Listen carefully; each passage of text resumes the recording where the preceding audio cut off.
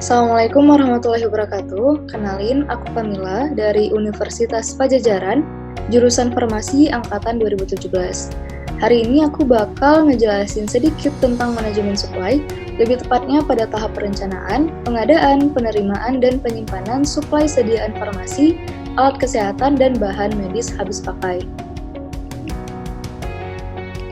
Oke, pertama kita bakal membahas tentang perencanaan, di mana metode perencanaan kebutuhan obat dibagi menjadi 3, yaitu konsumsi, morbiditas, dan kombinasi.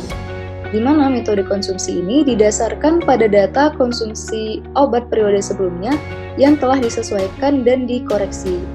Berikut adalah langkah-langkah dan jenis data yang harus kita pahami jika kita ingin menggunakan metode konsumsi. Untuk rumusnya, kebutuhan per periode waktu sama dengan kebutuhan rata-rata waktu dikali dengan lama kebutuhan ditambah dengan safety stock dan dikurangi dengan sisa stok. Di mana rumus untuk safety stock adalah lead time dibagi dengan jumlah hari atau bulan dikali dengan kebutuhan rata-rata waktu. Berikut adalah kelebihan dan kekurangan dari metode konsumsi. Kemudian untuk soalnya, kebutuhan obat aspirin di rumah sakit X sebanyak 3.000 dengan pembelian setiap 2 minggu dan waktu tunggunya adalah 3 hari. Sisa stoknya adalah 500 dan harganya adalah 5.000 per satuan. Maka berapa obat dan anggaran yang harus kita keluarkan untuk membeli obat ini? Pertama kita harus menghitung dulu safety stoknya.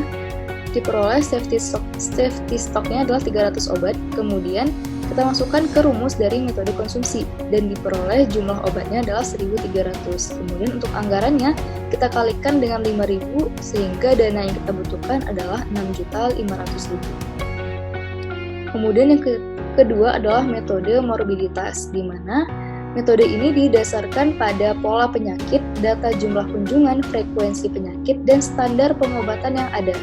Nah, berikut adalah langkah-langkah dan data yang harus kita pahami jika kita ingin menggunakan metode morbiditas. Untuk rumusnya, kebutuhan per periode waktu sama dengan perhitungan standar pengobatan dikali dengan lama kebutuhan ditambah dengan safety stock dan dikurangi dengan sisa stok. Berikut adalah kelebihan dan kekurangan dari metode morbiditas. Kemudian untuk contoh soalnya, Rumah sakit X menerima pasien gigitan ular sebanyak 10 orang per bulan. Untuk standar pengobatan yang pertama, itu kita berikan antibisa ular 2 botol untuk 1 hari, terapi selama 3 hari. Kemudian asam traksenamat diberikan 3 kali injeksi 500 mg selama 3 hari. Kemudian ketorolac injeksi 3% diberikan 2 ampul untuk 1 hari selama 3 hari. Kemudian yang terakhir adalah cefotaxim, injeksi diberikan 2 kali injeksi 1 gram selama 3 hari. Nah, obat-obatan untuk terapi gigitan ular tersebut hanya tersisa 4 di rumah sakit, sedangkan pembelian setiap 2 bulan sekali dengan lead time-nya adalah 1 minggu. Harga untuk 1 kali pemberian standar pengobatan gigitan ular adalah 500.000, maka hitunglah berapa obat dalam standar terapi yang harus dibeli dan anggaran yang kita keluarkan untuk pengobatan ini, untuk pembelian ini. Nah, pertama kita harus menghitung dulu rata-rata kebutuhannya per obatnya. Jadi untuk antibisa ular ini diperoleh 60 botol, untuk asam traksenamat diperoleh 90 kali injeksi, untuk ketorolac injeksi 3% diperoleh 60 kali injeksi, dan cefotaxim injeksi 2 kali injeksi selama 3 hari itu diperoleh 60 kali injeksi. Kemudian kita dapatkan rata-rata kebutuhannya yaitu 68. Kemudian kita bisa menghitung safety stocknya, diperoleh 16 obat, kemudian kita masukkan ke rumus dari metode morbiditas yang di hasil akhirnya adalah 148 obat. Kemudian dikalikan dengan biaya per pengobatannya yaitu 500.000, kita peroleh dana yang harus dikeluarkan adalah 74 juta. Untuk metode yang ketiga yaitu kombinasi, berupa perhitungan kebutuhan obat atau alat kesehatan yang telah mempunyai data konsumsi yang jelas namun kasus penyakit cenderung berubah, naik turun. Nah, untuk rumusnya yaitu kebutuhan rata-rata waktu ditambah dengan perhitungan standar pengobatan dikali dengan lama kebutuhan ditambah dengan safety stock dan dikurangi dengan sisa stok. Namun ada sedikit perbedaan untuk mencari safety stocknya pada metode kombinasi dibandingkan dua metode sebelumnya, di mana lead time per jumlah hari atau bulan dikali dengan penjumlahan dari kebutuhan rata-rata waktu ditambah dengan perhitungan standar pengobatan. Nah, untuk contoh soalnya, Rumah Sakit X menerima pasien penderita DBD diprediksi ada sebanyak 80 pasien per bulan. Penanganannya itu diberikan infus ring laktat 500 cc 20 tetes per menit selama 5 hari. Konsumsi infus tersebut setiap bulannya adalah 4.000 infus dengan lead time yaitu setengah bulan, sehingga hitunglah berapa infus yang harus disediakan rumah sakit agar tidak terjadi kekosongan. Diinfokan juga bahwa sisa stoknya adalah 3.000 botol. Nah, kita harus menghitung dulu dalam hitungan botol, dalam satuan botol, berapa botol yang kita butuhkan. Maka dari konversi ini diperoleh bahwa kita membutuhkan 1.200 botol. Nah, kemudian kita bisa mencari safety stoknya, kita peroleh 2.600 botol. Kemudian kita bisa masukkan ke rumus dari metode kombinasi yang hasil akhirnya itu kita membutuhkan 4.800 botol. Nah, untuk kemudian adalah metode analisis untuk pertimbangan mengenai prioritas obat mana yang akan kita adakan terlebih dahulu. Itu terdapat ada dua metode, yang pertama metode ABC dan yang kedua adalah metode Venn. Di mana metode ABC ini untuk kelompok A yaitu 10% hingga 20% dari total item, kemudian 70 hingga 80% dari total biaya persediaan, kemudian untuk kelompok B 20 hingga 40% dari total item, dan untuk biaya persediaannya itu 10 hingga 15%. Kemudian untuk kelompok C itu terdapat 60% dari total item dan 5% dari total biaya persediaan. Berikut adalah kelebihan dan kekurangan dari metode ABC. Kemudian inilah cara untuk kita menentukan prioritas obat jika kita menggunakan metode ABC. Di mana pertama kita harus menghitung dulu jumlah dana yang dibutuhkan untuk masing-masing obat. Kemudian kita tentukan rankingnya mulai dari yang terbesar hingga terkecil. Kemudian kita hitung persentasenya terhadap total dana yang dibutuhkan. Kemudian kita hitung kumulasi persennya. Nah, yang metode kedua yaitu metode Venn, untuk V-nya adalah vital, di mana obat yang tergolong dalam vital ini adalah obat-obat yang harus ada dan merupakan life-saving drug, di mana obat ini mempunyai efek samping withdrawal secara signifikan. Dan fungsi dari obat ini adalah untuk memperpanjang hidup, mengatasi penyakit penyebab kematian, dan tidak boleh terjadi kekosongan untuk golongan obat-obat vital ini. Nah, untuk yang kedua adalah esensial, di mana obat-obat yang tergolong dalam esensial ini dia fungsinya untuk mengurangi rasa sakit, namun sangat signifikan untuk bermacam-macam penyakit. Serta obat ini bekerja secara kausal, yaitu obat yang bekerja pada sumber penyebab penyakit dan yang banyak digunakan dalam pengobatan penyakit terbanyak. Kemudian untuk kekosongan obat ini bisa ditolerir kurang dari 48 jam. Kemudian yang ketiga adalah non-esensial, di mana obat-obat ini adalah obat penunjang untuk kenyamanan, mengatasi keluhan. Untuk obat-obatan yang tergolong non-esensial itu bisa ditolerir kekosongannya lebih dari 48 jam. Nah, berikut adalah cara kita menentukan prioritas obat berdasarkan metode Venn. Nah, untuk selanjutnya kita akan membahas mengenai pengadaan. Di mana pengadaan merupakan kegiatan merealisasikan kebutuhan yang telah direncanakan dan disetujui melalui pembelian jalur resmi sesuai ketentuan peraturan perundang-undangan. Berikut adalah beberapa kriteria mengenai pemilihan pemasok jika terdapat dua atau lebih pemasok. Nah, kemudian ada beberapa hal yang harus diperhatikan jika kita ingin melakukan pengadaan. Salah satunya adalah sediaan farmasi diperoleh dari pedagang besar farmasi atau PBF yang memiliki izin. Kemudian untuk waktu pengadaan obat itu dilakukan berdasarkan kebutuhan dengan mempertimbangkan hasil analisa dari data, pertama sisa stoknya, kemudian kapasitas sarana penyimpanan, dan ketiga adalah waktu tunggu. Nah, untuk pengadaan sediaan farmasi dilaksanakan berdasarkan surat pesanan yang ditandatangani apoteker pemegang SIA dengan mencantumkan nomor SIPA. Kemudian, surat pemesanan narkotika hanya dapat diperoleh dari PT Kimia Farma Trading and Distribution dengan menggunakan surat pesanan narkotika dan surat pesanan psikotropika dibuat dalam jumlah 3 rangkap. Kemudian jika kita ingin mengadakan prekursor, maka kita menggunakan surat pesanan obat jadi prekursor farmasi. Nah, untuk surat pesanan ini bisa juga kita menggunakan sistem elektronik, namun kita harus bisa menjamin ketertelusuran produk minimal dalam batas waktu 5 tahun terakhir dan harus tersedia sistem backup data secara elektronik.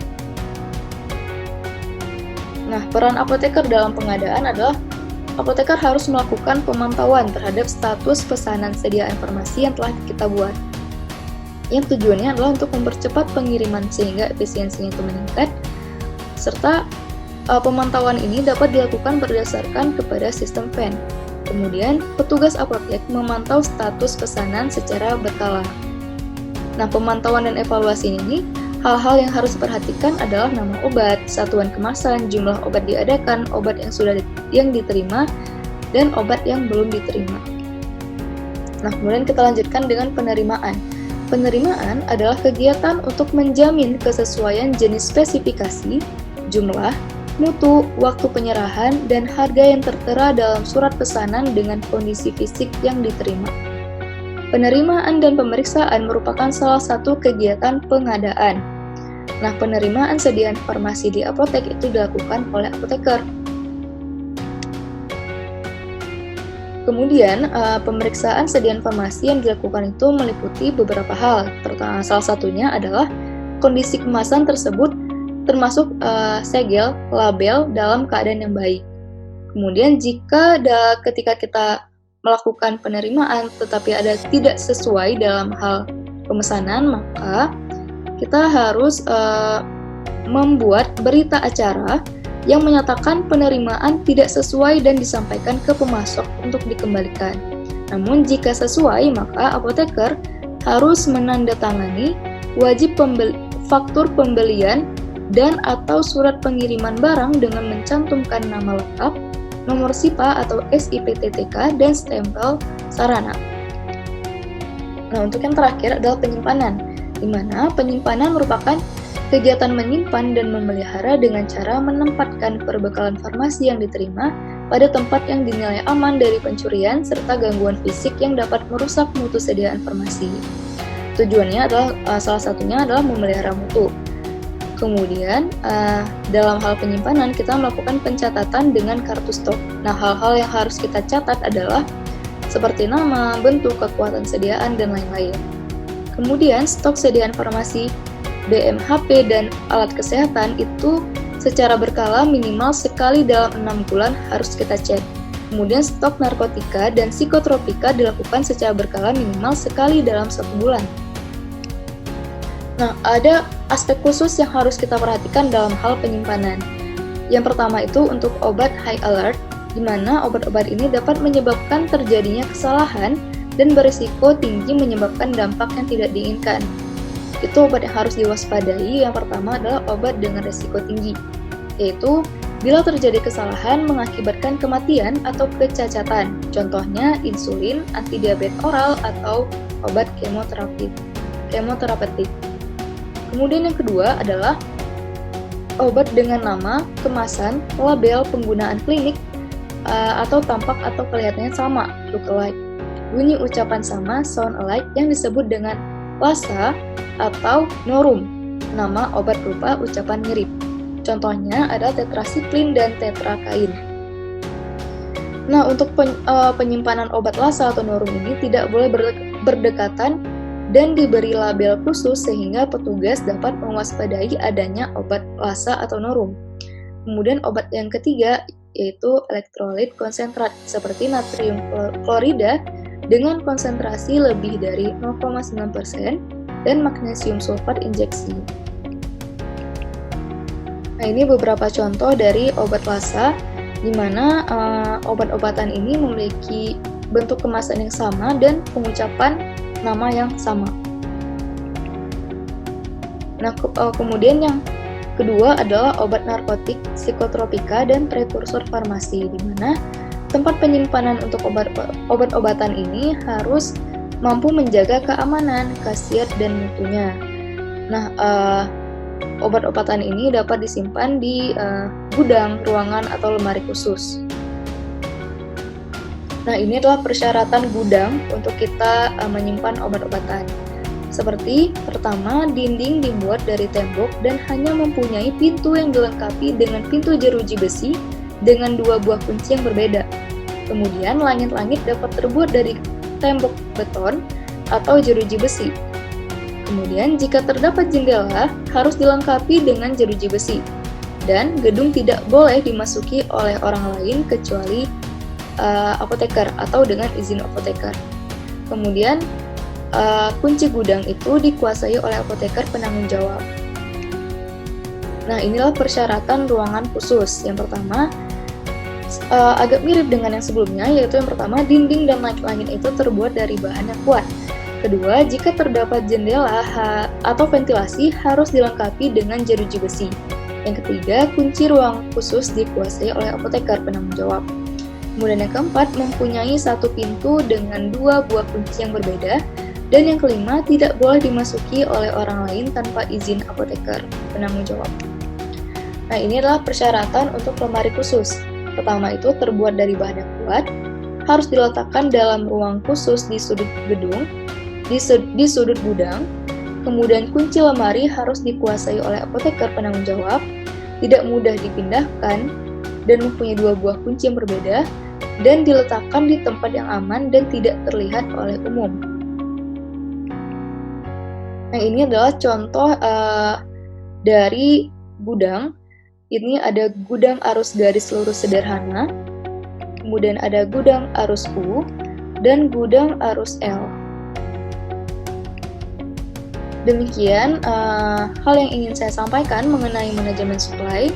Semoga ada manfaatnya. Terima kasih. Assalamualaikum warahmatullahi wabarakatuh.